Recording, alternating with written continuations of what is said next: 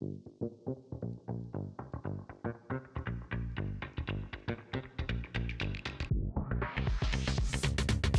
back to Mastering Metail, a podcast brought to you by Flywheel Digital.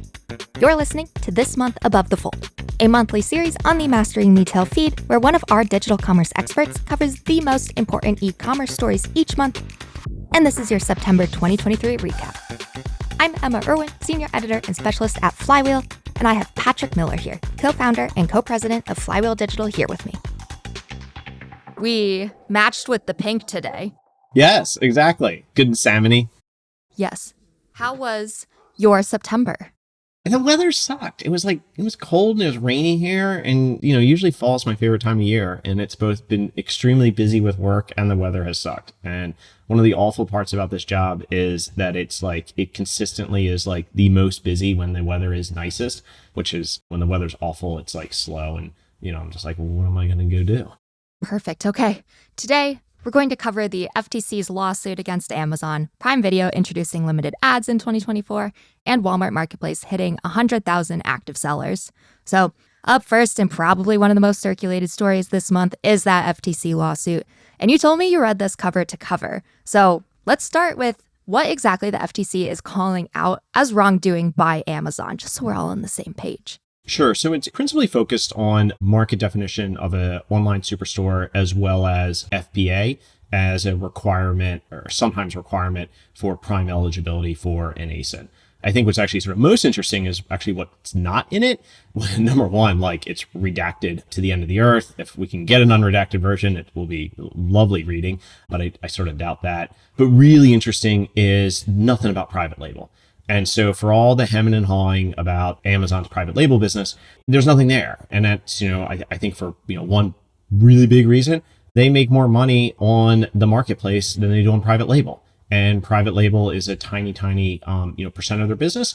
And Amazon has throttled back on private label, over the last 6 months. So it not having private label after, sort of all their efforts around it, I found super interesting. Let's say the FTC wins here. What does that mean for those who sell on Amazon and then consumers who buy from Amazon? If they won, the complaint does not actually make a suggested what the FTC wants. So sort of that will come out over time if they win. I would think sort of the most extreme example would be, spinning off the logistics arm, i.e. FBA, but they've already kind of done that. And so it is already sort of a scalable service that, folks, can use however they want. And, FBA is almost a standalone. And with Prime, you can actually use FBA to fulfill, your D2C site. So in many ways, that's already happened. So I don't know how they would end up doing it. And a lot of the complaint focuses on, sort of a market definition of an online superstore. I've been in this business for a decade. I've never heard anyone use that language before. And when you look at how they define this market, it excludes D2C. It excludes grocery. It excludes click and collect. Well, Amazon competes with all three of those. And so to exclude very clear competitors makes absolutely no sense. And to me, it's denominator manipulation in order to create a narrative that allows the FTC to push this. And this isn't for all 3 years that I've been in the industry. This isn't the first time the FTC has sued Amazon before. Do you think for the rest of Amazon's existence, this is just going to be a recurring thing that happens? Will the FTC ever give up? I think having strong regulators is really good, but big is not necessarily bad. And I think it takes regulators a while to catch up with technology and how quickly it moves. I was reading some legal articles last week around, there's the idea of price collusion and, sort of, hey, could two retailers, collude if they set price together? Longstanding law that would be collusion. But could you have algorithmic collusion? Even if it, if you have bots creating price, could they actually collude with other retailers? Which is the FTC sort of starts to talk about this a bit in the complaint.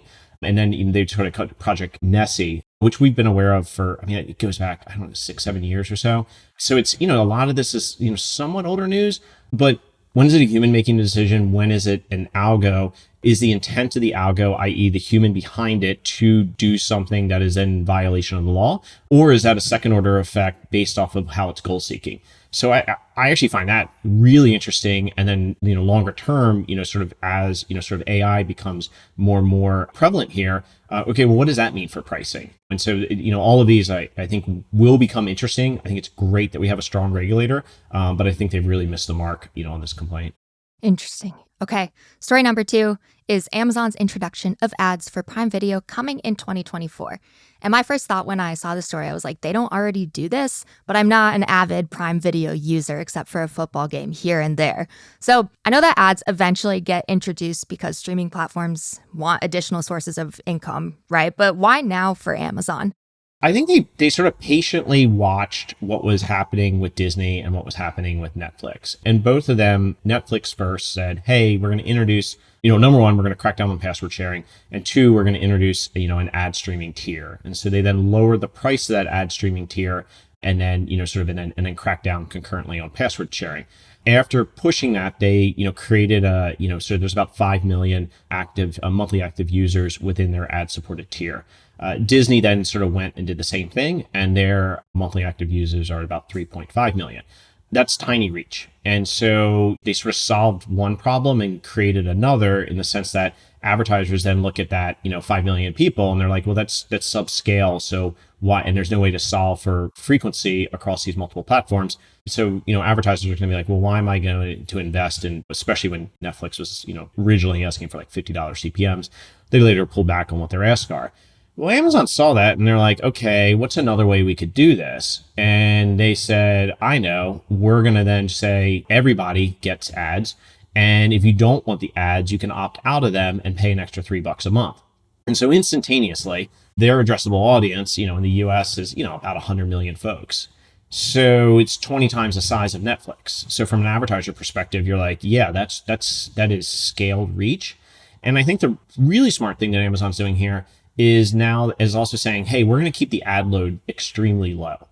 And so, and so the delta, so it's $3 per. Analysts estimate that Netflix is making on the ads business, an incremental $4-ish or so a month. And so Amazon, they can exceed that via strong ads, without oversaturating customers. And so if they keep the ad load low and it's great content, customers are going to say, hey, this is relevant to me. This is entertaining. This is good content, and ain't that many of them. So why would I pay the extra $3 a month? So I think it's a great move. And I think it opens up a lot of interesting options, for brands. And there was a newsletter by Brian Weiser of Madison and Wall posted somewhere in our Slack network. But that kind of introduced me to the idea that viewers have an unusually high tolerance to pay more for streaming services in order to avoid ads. But Brian's thesis in this piece is that the capacity of television to support reach-based marketing goals is increasingly compromised each passing year. Do you agree with that? Oh yeah, I mean, 20 years ago, there's 3 networks, or 4 if you add Fox, if you're thinking in the States. And so now it's, and everybody said like, hey, I want to get rid of the cable bundle, I hate Comcast, et cetera. And now we all have 5 different bills, and we're like, it's fractured and we can't find what we want. For advertisers, it's fractured. They've got to solve for frequency across all these platforms.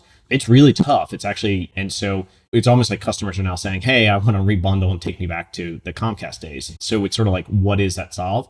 I expect consolidation here longer term. Disney has certainly started, talking about their linear properties. I doubt they would, get rid of the streaming, but, still there likely will be consolidation here. And the other thing, to your point of sort of how do they get mass reach and larger audiences? Well, it's exactly what you said when you started, and that's live sports. And so if I'm, any of these leagues, what do I want more than anything else? I want to create not national leagues. I want to create international leagues. That's why the NFL is over in London. And that's why we have, more and more, football, American football and, or not American football, soccer coming over to us, trying to be respectful of my British colleagues, but screw that one up. And that's why we have more and more soccer in the States. And so what I would look for is, more and more partnerships between sports leagues and the big tech, because big tech, unlike the networks, has a global reach. And so whether it's Google and YouTube, whether it's Amazon Prime Video, or whether it's Apple and Apple Plus, they are giving these leagues the opportunity to get reach that they could not have, that is in line with these leagues' goals, and which is also in line with the advertisers' goals. So what I would expect to see more and more of that, and it's more and more pressure for the older networks. And this is a slight diversion, but it is going to be the closest relation to any of our stories. And we never talk about ourselves on this specific podcast. Most of Mastering Metail, we don't really talk about all of our capabilities. But Flywheel recently co-built a customer LTV dashboard with Amazon ads utilizing AMC data. And very quickly, I would love for you to kind of tell me about this and maybe tie customer lifetime value to this story in some capacity. Sure. So like what we looked at when you look at traditional search, hey, put a nickel into the machine. Do I get a dime back or a quarter back, typically third within 3 minutes. And that's great. Like it works amazing. But how did that search start? And what was that customer, exposed to beforehand? And how do we sort of pull folks into that funnel or that cylinder, whatever you want to call it? And we know television works. You can look back over decades and decades of how well television works. However, it's really tough to then say, hey, I'm going to run one 30-second spot. What happens? And how much money did I get back? And ROAS on a short-term basis, is not the right metric. And so we have to be a bit more patient as we measure. And historically, folks had used probabilistic methods, mostly via MMMs to say, hey, using regression, what's the correlation of my spend, taking into account product, price, promotion, place, et cetera. And, hey, what happened? And now we can actually do that deterministically. And we can start to use AMC to say, hey, customer saw ad. Well, what did they do? Did they search for a product later? Did they buy it? Did they buy it once? Did they buy it twice? Amazon's phenomenal at reselling items, and brands, historically have not been able to see just how good they are at reselling. And so it connects to sort of the far upper funnel with the long-term relationship that Amazon allows brands to build with a customer. Boom. Thank you for that. And let's get into story number 3, which is that Walmart has reached 100,000 active marketplace sellers, which is a doubling in size over the last 18 months, and marketplace items count for over 95% of items listed on Walmart.com. I've seen this push from Walmart leadership for Marketplace, and we even just recently launched Mastering Metail episodes covering Walmart Marketplace and Walmart Fulfillment Services. Little plug for myself on my own podcast. But what is your take on Walmart's long-term strategy here with Marketplace? They now practically have selection parity with Amazon. And so they now have sort of basically the endless aisle, hundreds of millions, of SKUs they're listed within the marketplace. And that gives, Walmart a couple advantages. Number one, it allows a customer to find whatever they're looking for. And so, physical store, typically a Walmart Supercenter has typically 120,000 or so SKUs. They now have hundreds of millions. So endless aisle that goes on forever. But these sellers also have two really big advantages financially. Number one, Walmart does not have to carry the cost of the inventory. So they, that's a decrease in cost for them. But they also just get a cut of the sale. And so it's a much higher margin business than traditional retail. And then number two, commensurate with their efforts around the ads business, it tends to be that sellers will spend a higher percentage of GMV than large brands. So because this is their primary channel of distribution. So they're able to sort of get more yield out of those customers from an ad basis. And those brands also are going to create additional auction density. So that auction density will also then push up the price of CPCs and CPMs for the large suppliers. So for Walmart, it's a win-win. It's additional selection, which customers love. It's additional margin via marketplace versus traditional retail. It's additional take rate because they'll spend more on ads, and it creates more auction density, which pushes up the price for large suppliers. So this has been a critical effort by Walmart. And to me, what I'm looking forward to seeing is what's the next anchor? What's the next brand that comes, that's an insurgent brand, that's a challenger, that gets distribution in one of many of Walmart's 4,800 stores. And that's a game changer when they pull that off. 90% of Americans shop in a Walmart at least once a year. So they have incredible reach. And if they can make that transition, from a marketplace seller to, an in-store face out, that's a tectonic shift in the industry. For sure. And we're referencing a Marketplace Pulse article for this story. But the author of Marketplace Pulse, Joe, mentions that Marketplace utilizing store fulfillment is a key critical integration to unlock for Walmart, as Marketplace orders are not currently fulfilled by means of the store. But I was thinking about this, and then that would have to mean that a large chunk of Walmart stores either have to dedicate space to hold more inventory for fulfillment, or the shelves are going to need to get much deeper in a store to have more items displayed, which seems unlikely. Do you agree that that integration is like a critical next step for Walmart? And my follow-up question is, how does Walmart scale efficiently in that regard? Yeah, so I think one of the things that's going to happen is that it's asynchronous shopping in the sense that hey, I'm going to Walmart, and I need cough syrup and I need bananas and I need, to cook dinner for my family. I need that right now. But I also need, a cell phone charger and a USB-C cable. I don't care if that comes in a day or two.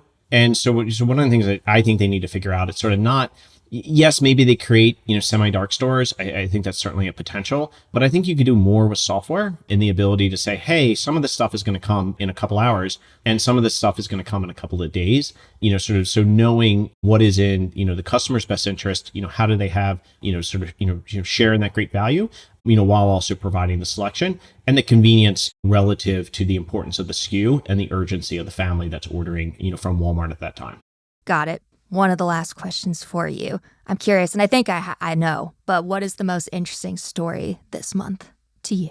I mean, they're all interesting. These are always fun stories because we get to pick them. So I think the FTC is going to be the most interesting. That has the largest sort of potential impact, but I personally don't think it's going to go anywhere. So I don't know if it's quite a nothing burger, but I guess it's probably the most important one. But I think all of them are just showing just how much this industry is changing and how much brands need to think about this, this space differently. And what was true, even 6 months ago is not true now. And I think all three of these stories within different vectors show just how rapidly everything is changing.